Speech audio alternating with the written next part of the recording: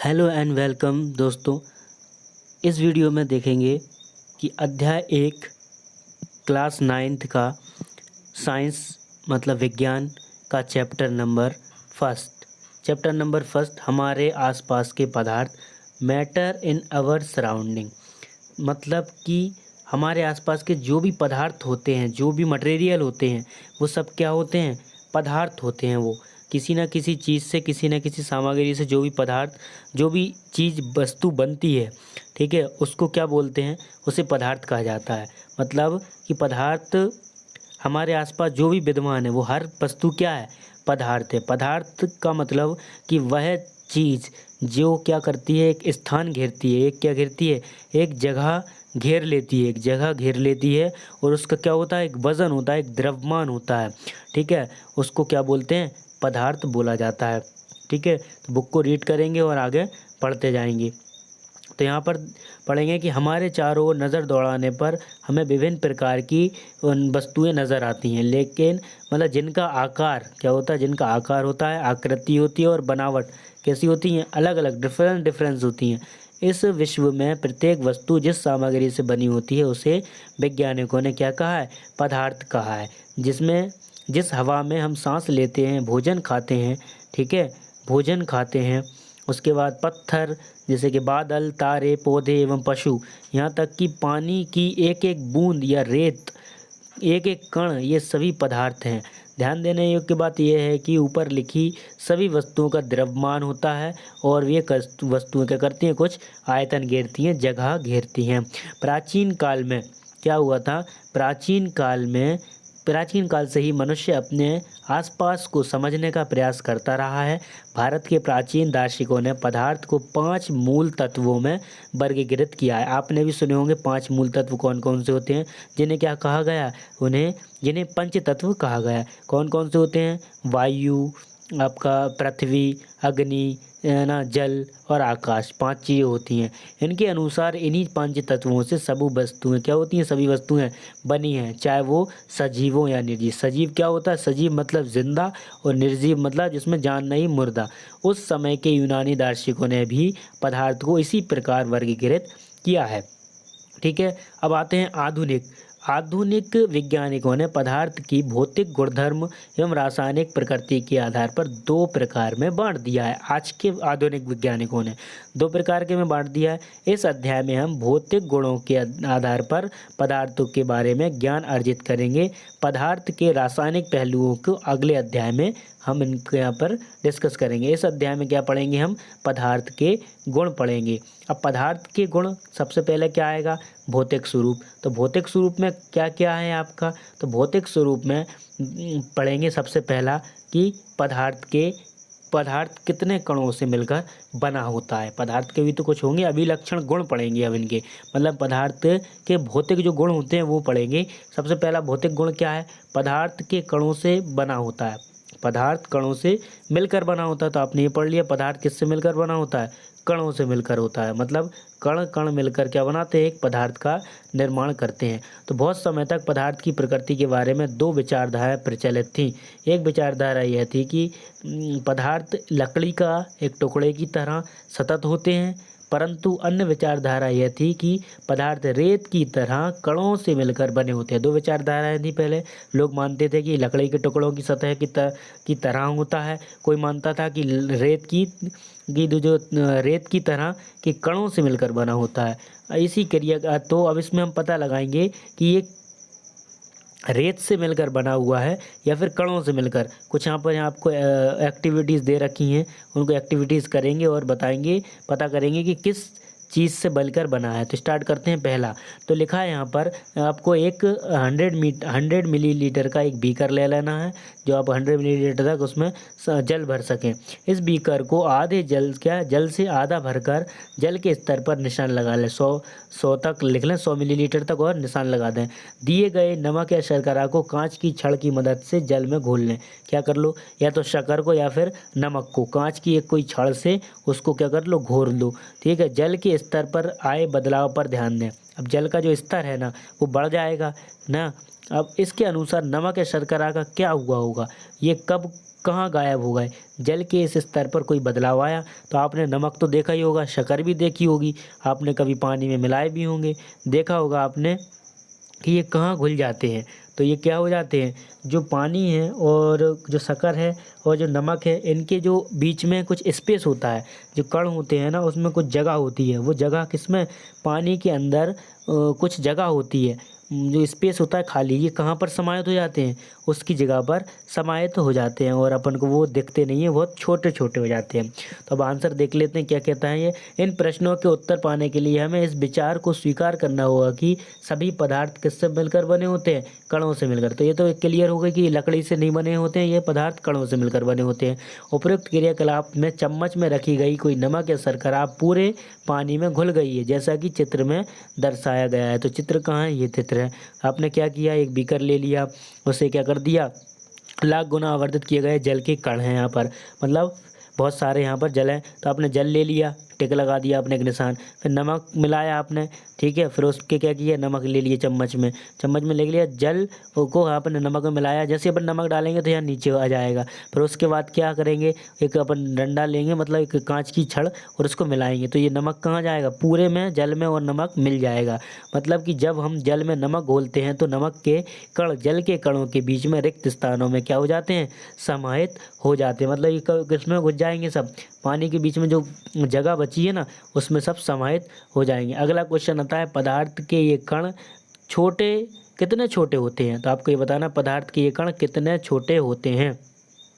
तो अब यह बताएंगे अपन कितने छोटे होते हैं। ये तो बात चल गई कि लकड़ी के नहीं होते हैं, वो छोटे छोटे कण से मिलकर बनाता है। आपको क्या करना है, पोटेशियम परमैंगनेट के 2 क्रिस्टलों को 100 मिलीलीटर पानी में घोल लें। इस घोल में लगभग 10 मिलीलीटर घोल निकाल कर उससे 90 मिलीलीटर जल में मिला दें। फिर इस उपरोक्त घोल में से 10 मिलीलीटर निकाल कर उसे 90 ml जल से मिला दें। इस प्रकार इस घोल को 5 से 8 बार तक तनुकृत करें, मतलब गर्म करें। क्या जल अब भी रंगीन रहेगा, नहीं रहेगा। क्यों नहीं रहेगा, क्योंकि आपने पहले उसमें पानी था 100 था, फिर आपने क्या किया, उसमें से 10 निकाल लिया। जब 10 निकाल लोगे तो उसका हल्का कलर हो जाएगा, फिर उसको और गर्म करोगे तो पानी उड़ जाएगा। तो ये हो गया। सबसे पहले क्या किया, 100 ml था, फिर 100 ml लिया, 100 ml में क्या किया आपने, 10 ml उसमें से निकाल लिया। 10 ml जैसे आपने निकाला तो कितना बचा, वो 90 बचा। फिर उसको क्या कर दिया, तनुकृत कर दिया, तो ये हल्का होता जाएगा। तो अनुमान लगाइए कि पदार्थ के कण कितने छोटे हैं कि प्रत्येक बार तनुकृत करने पर घोल का रंग हल्का होता जाता है, फिर भी पानी रंगीन नजर आता है। मतलब कलर उसका क्या होता जाएगा, कम होते जाएंगे क्रिस्टल। जिससे पानी का कलर तो रहेगा, पर जो क्रिस्टल की संख्या कम हो जाएगी तो कलर भी कैसा हो जाएगा, कम होता जाएगा। ठीक है। अब यह प्रयोग दर्शाता है कि पोटेशियम परमैंगनेट के बहुत थोड़े से क्रिस्टलों से पानी का बहुत अधिक मात्रा में 100 लीटर से भी रंगीन हो जाती है। इससे हम यह निष्कर्ष निकाल सकते हैं कि पोटेशियम परमैंगनेट के केवल एक क्रिस्टल में कोई सूक्ष्म कण होंगे। मतलब एक क्रिस्टल में कितने कण होंगे, एक बहुत सारे सूक्ष्म कण होंगे। ये कण छोटे छोटे कणों से विभाजित होते रहते हैं। मतलब आपका एक जो कण है ना बड़ा वाला, वो क्या है, उसमें बहुत सारे सूक्ष्म कण होंगे और वो एक कण से टूटते जाते हैं। एक स्थिति ये कण एक छोटे छोटे भागों से विभाजित नहीं किए जा सकते। एक स्थिति ऐसी आ जाएगी, एक स्टेज ऐसी आएगी, लास्ट स्टेज, जहाँ पर ये कण टूटेंगे नहीं, कुछ भी नहीं कर सकते इनका, ना तो ये टूटेंगे ना कुछ हो पाएगा इनका। ठीक है, तो ये हो गया। अब पोटेशियम परमैंगनेट की जगह पर हम क्या कर सकते हैं, हम इसको डिटॉल के द्वारा भी हम इस क्रियाकलाप को कर सकते हैं। आप तो एक चीज़ से करके देख लेना। पदार्थ के एक कण बहुत छोटे छोटे हैं, इतने छोटे कि हमें इनकी कल्पना भी नहीं कर सकते, इतने छोटे होते हैं। ठीक है, ये बात समझ में आ गई आपको। अब बात कर लेते हैं पदार्थ के अभिलक्षण गुण के बारे में। मतलब अभिलक्षण गुण क्या होते हैं इसके बारे में अपन बात कर लेंगे। तो अभिलक्षण गुण क्या होते हैं, जैसे पदार्थ के निरंतर गति करते हैं, उनके पास गतिज ऊर्जा होती है, पदार्थ के कणों के बीच में रिक्त स्थान होता है, पदार्थ के कण एक दूसरे से क्या करते हैं, आकर्षित करते हैं। इन तीनों बातों पर अपन क्या करेंगे, यहाँ पर डिस्कस करेंगे। तो पहला करेंगे किस पर, पदार्थ के अभिलक्षण गुण। पहला गुण क्या है, पदार्थ के कणों के बीच रिक्त स्थान होता है। आपने ये पता कर लिया, क्योंकि वो समाहित हो जाते हैं। तो इसके क्रियाकलाप के माध्यम से यहाँ पर समझाया जाएगा। तो आपको क्या करना है, आपने ये क्रियाकलाप देखा ही था, नंबर 1.1 और 1.2, जिसमें नमक और शर्करा या फिर डिटॉल या पोटेशियम परमैंगनेट के कण समान रूप से पानी में क्या हो जाते हैं, वितरित हो गए थे। इसी प्रकार ये हम चाय या कॉफ़ी या नींबू पानी में मिलाते हैं तो ये पदार्थ के कण एक दूसरे में क्या हो जाते हैं, कणों के रिक्त स्थानों में समावित हो जाते हैं। अतः यह दर्शाता है कि पदार्थ के कणों के बीच पर्याप्त रिक्त स्थान होता है, तभी तो वो समाहित हो जाते हैं, नहीं तो फिर वो कैसा रहेगा। अगला सेकंड आता है आपका कि पदार्थ के कण मतलब पदार्थ के कण क्या होते हैं, निरंतर गतिशील होते रहते हैं। यहाँ पर ये है, तो आपको क्या करना है, यहाँ पर दे रखा है एक आपको क्रियाकलाप कि अपनी कक्षा में से किसी भी एक बुझी हुई अगरबत्ती रख दें। इसकी सुगंध लेने के लिए आपको उसके समीप कितना जाना पड़ेगा, तो मेरे हिसाब से एक बुझी हुई अगरबत्ती के पास थोड़ा दूर जाना पड़ेगा, ज़्यादा पास नहीं जाना पड़ेगा। अगरबत्ती जला दें, क्या होता है, क्या दूर से ही उसकी सुगंध अब अगरबत्ती जला दें, क्या होता है, क्या दूर से ही सुगंध मिलती है। तो आपने देखा होगा अगर अगरबत्ती जला दी तो आपको दूर से ही आपको सुगंध मिलती जाएगी, और बुझा दी तो पास जाओगे तब आपको क्या करेगा, वो खुशबू मिलेगी। तो इसका मतलब क्या, इसका मतलब ये है कि पदार्थ के कण क्या करते हैं, निरंतर गतिशील करते रहते हैं, क्योंकि आपने एक कमरे में लगाई उसको और वो कण कहाँ तक आ गई, उसकी खुशबू चलते चलते आपके रूम तक आ गई। अगला क्रियाकलाप दे रखा है, जल से भरे 2 गिलास लो, बीकर ले लें। पहले बीकर के एक सिरे पर सावधानी से 1 बूंद लाल या नीली स्याही डाल दें, दूसरी ओर शहद डाल दें। इनको अपने घर या कक्षा में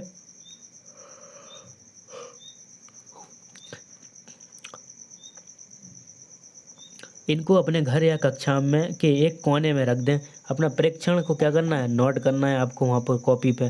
तो क्या आएगा यहाँ पर, तो स्याही की बूंद डालने पर तुरंत बाद आपने क्या देखा कि शहद की बूंद डालने के तुरंत बाद आपने क्या देखा, स्याही का रंग पूरे जल में एक समान रूप से फैलने में कितने घंटे लगा लेगा। तो आपने देखा कि आप जैसे ही आप घर पे करोगे उसको, जैसे ही आप कोई चीज़ डालोगे, स्याही जैसे डालोगे तो कुछ ही सेकंडों में वो क्या हो जाएगी, पूरे ग्लास में हो जाएगी। और शहद डालोगे तो शहद को क्या करना पड़ेगा, आपको घोलना पड़ेगा, क्योंकि इसके क्रिस्टल कैसे होते हैं, बिल्कुल पास पास होते हैं। ऐसे ही आप ये क्रियाकलाप कर सकते हो जो पानी का है, क्या पानी में लो इसको ना, पानी में क्रिस्टल लो, ये मतलब 1 गिलास गर्म पानी से दूसरा पानी ठंडा रहेगा ना, गिलास में कॉपर सल्फेट या पोटेशियम परमैंगनेट का क्रिस्टल डालें और और इसको हिलाएं, ठीक है। क्रिस्टल की सतह पर बैठने दें। गिलास में ठोस क्रिस्टल के ठीक ऊपर क्या दिखाई देता है, समय बीतने पर क्या होता है, ठोस द्रव के बाद कणों पर क्या पता चलता है, क्या तापमान के साथ मिश्रित होने की दर भी बदलती है और क्यों और कैसे। तो आप यहाँ देखेंगे उपयुक्त उदाहरणों में, उपयुक्त तीनों क्रियाकलापों में से निम्नलिखित निष्कर्ष निकाल सकते हैं। पदार्थ के कण निरंतर गतिशील होते हैं, अर्थात इनमें गतिज ऊर्जा होती है, ठीक है। तापमान बढ़ाने से कणों की गति क्या होती है, तेज हो जाती है। इसलिए हम ये कह सकते हैं कि तापमान बढ़ाने से कणों की क्या होती है, गतिज ऊर्जा बढ़ जाती है। तो ये पहला हो गया। दूसरा क्वेश्चन, उपयुक्त तीनों क्रियाकलापों में हमने ये देखा कि पदार्थ के कण अपने आप ही एक दूसरे के साथ अंतः मिश्रित हो जाते हैं, क्या होते हैं, अपने ही साथ एक दूसरे से क्या हो जाते हैं, मिल जाते हैं।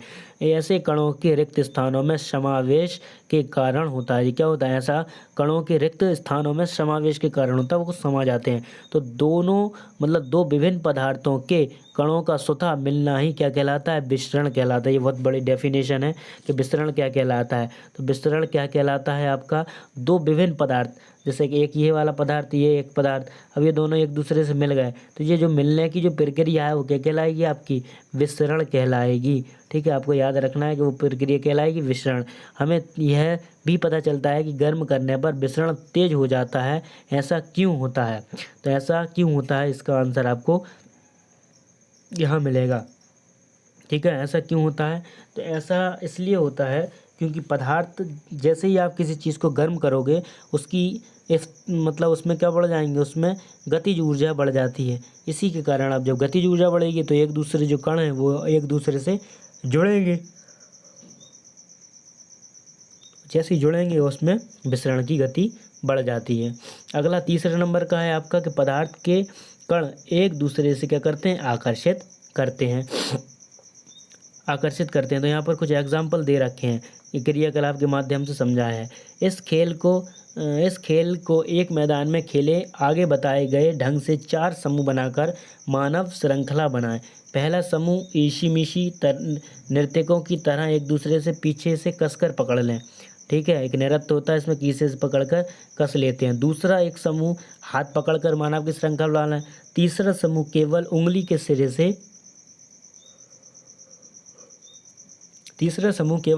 सिरे से छूकर एक श्रृंखला बना लें। अब चौथा समूह उपरोक्त वर्णित तीनों मानव श्रृंखलाओं को तोड़कर छोटे समूहों में बांटने का प्रयास करें। किस समूह को तोड़ना आसान था और क्यों? ये हम प्रत्येक विद्यार्थी को पदार्थ का एक कण माने तो किस समूह में कणों ने एक दूसरे को सबसे अधिक बल से पकड़ रखा था।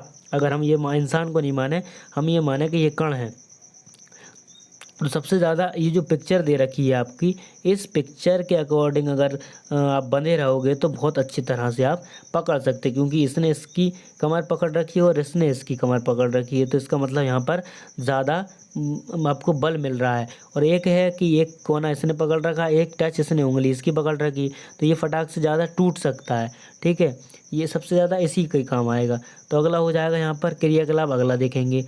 तो एक है कि लोहे की कील है, एक चौक का टुकड़ा और एक रबड़ लें। इस पर हम हथौड़ा मारकर, काटकर या खींचकर भंगुर करने का प्रयास करें। भंगुर क्या होता है? भंगुर वो होता है जिसको तपाकर आग में अच्छे से कूट पीट कर कुछ भी चीज़ आप बना लो, तो भंगुर करना होता है, तोड़ना। इन तीनों में से सबसे अधिक बल से एक दूसरे से जुड़े हैं, तो सबसे ज़्यादा को जुड़ा रहेगा जो आपका लोहा है। आप उसको क्या कर सकते हो, जैसे इतना मोटा लोहा है, आप उसको पीट पीट कर इतना पतला सा बना सकते हो, तो ये क्या कहलाता है? आपका लोहा। मतलब इसके जो कण थे, जैसे इतना बड़ा इतना लोहा है, अब इसको अपने पीट पीट के इतना सा पतला कर दिया, तो इसके सब क्या होगा, ये लंबाई में आ गए। तो ये सब क्या होता है, इसके कण है ये टूटता नहीं। और चौक है आपके पास, ये चौक रखी हुई है आपके पास, आपने इसको तोड़ा, बीच में टूट गई, क्योंकि इसकी क्रिस्टल क्या है, कमज़ोर है, इसमें आकर्षण बल उतना ज़्यादा नहीं है जितना होना चाहिए। ठीक है, जिस टाइप से। अब एक और क्वेश्चन, एक और है आपका पैराग्राफ, कौन सा है, 1.8। एक थाली में जल लेकर उसे उंगली से काटने का प्रयास करें, क्या जल की सतह कटती है? जल की सतह ना कटने का क्या कारण है? तो जल की सतह इसलिए नहीं कटती है क्योंकि आपने एक प्लेट रखी, यहाँ पर आपके पानी की बूंद रखी हुई है। ठीक है, पानी की बूंद आपने उंगली से ऐसे फेरा, उंगली से आपने जैसे ही फेरोगे तो ये क्या होगा, पानी एक साइड हो जाएगा, दोनों साइड। तो जो पानी, उंगली के जो दोनों साइड जो पानी है ना, उन दोनों पानियों में क्या है, कण है। वो कण में क्या है, कणों में क्या है, आकर्षण बल है, जिसकी वजह से क्या होता है, वो जैसे आप उंगली हटाते हो वो ऑटोमेटिक दोबारा से जुड़ जाता है, खींच लेता है। ठीक है, तो अपन ने यहाँ तक तो पढ़ लिया। अब इसके क्वेश्चनों को क्या है, अगली वीडियो में क्वेश्चन को करवाएंगे या फिर पढ़ लेंगे क्वेश्चन में क्या है। देखो क्वेश्चन रीड कर लेते हैं, रीड करने में कोई नहीं टाइम नहीं है। कि निम्नलिखित में से कौन सा पदार्थ, मतलब निम्न में से कौन सा पदार्थ है? तो जितने भी सब चीज़ें जैसे कुर्सी है, वायु, स्नेह है, स्नेह नहीं आएगा आपका, स्नेह मतलब तो प्यार होता है, जैसे गंध, घृणा है ना, पानी, इत्र, नींबू, शीत है, ये नहीं आएगा। ये सब आपकी चीज़ें कहलाएंगी। ठीक है, इसको अपन क्वेश्चनों को पढ़ेंगे, क्या होता है क्या नहीं होता है। क्या स्विमिंग पूल में गोताखोर पानी काट पाता है? इस पदार्थ को कौन सा गुण प्रक्षेपित होता है? पदार्थ के कणों में क्या विशेषता होती है? और अगली वीडियो में अपन पढ़ेंगे पदार्थ की अवस्थाओं के बारे में, यहाँ पर जानेंगे। तो आपने ये सब जान लिया होगा इसका एक पूरा चैप्टर। तो ये पार्ट 1 में वीडियो आएंगी आपकी, ये पार्ट 1 है आपका। आपको पार्ट 2 अगर देखना है, इसका पार्ट 2 देखना है तो आपकी लिंक डिस्क्रिप्शन में है या फिर आई बटन पर दे दी है, तो आप वहां से जाकर भी इनको देख सकते हैं। और दूसरा, अगर आपको फर्स्ट वीडियो देखना है तो डिस्क्रिप्शन में आपको लिंक मिल जाएगी, तो आप वहां पर जाकर फर्स्ट वीडियो मतलब सेकंड वीडियो, फर्स्ट वीडियो जितने भी आप देख सकते हैं। आप चैनल को सब्सक्राइब करें और वीडियो को लाइक करें और अपने दोस्तों में इनको शेयर करें। और इस चैनल को जो हमने आपने देखा नहीं हो तो आप अबाउट में जाएं चैनल के और चैनल को पढ़ें कि क्या है हमारा उद्देश्य, उस उद्देश्य में हमारा साथ दें, हमारा सपोर्ट करें। Thanks for watching.